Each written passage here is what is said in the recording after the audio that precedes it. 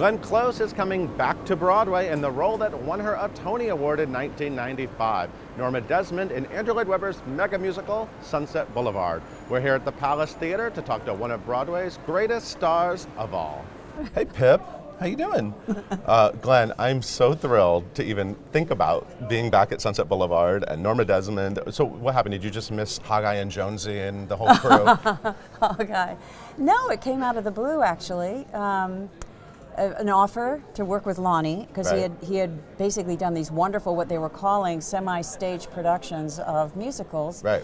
And having gone back to this Albert Nobbs, I did the movie version 30 years after I did the stage version, and it was so fascinating, and it was a luxury to come back. And so I thought, this will be interesting exercise, and see if I still have it in my molecules. Yeah. Has Norma haunted you over the years as you've thought about this, or is it really just sort of a... No, I mean, it was a great experience of my life. The interesting thing is that the production in London became, for me, I thought it was a once-in-a-lifetime experience. Right. Because we had the full E&O orchestra. Right. We had that incredible, the Coliseum.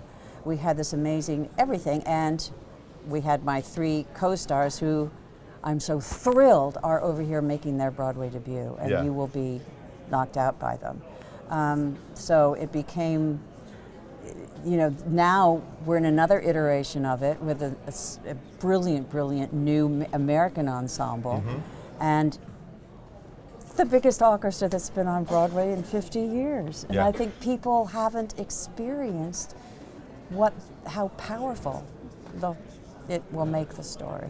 Yeah.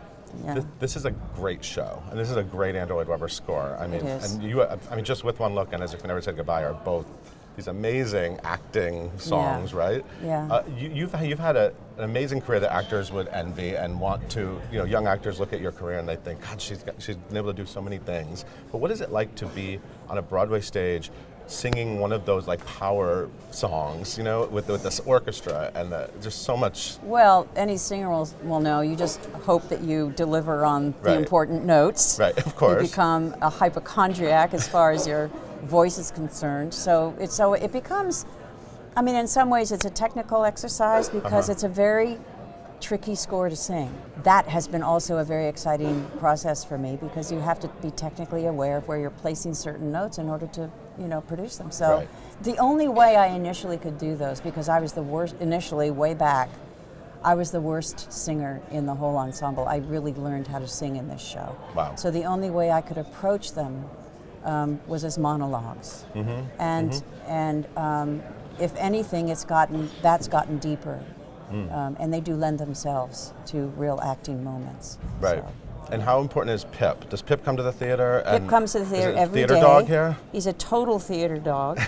We have a wonderful green room where everybody gathers, and he just, it's wonderful having a little dog around. People just love it. And it's funny, we might have 20 people in the room, and somebody else will come in that he doesn't know, and he'll bark at them. It's like guard dog. Yeah.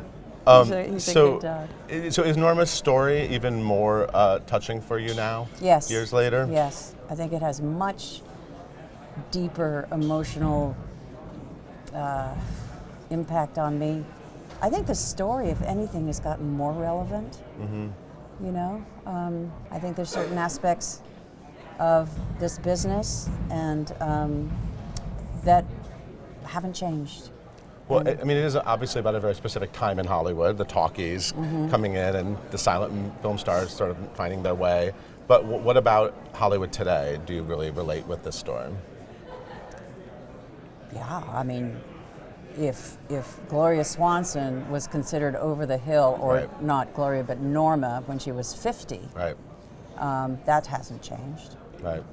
If anything, it's gotten worse.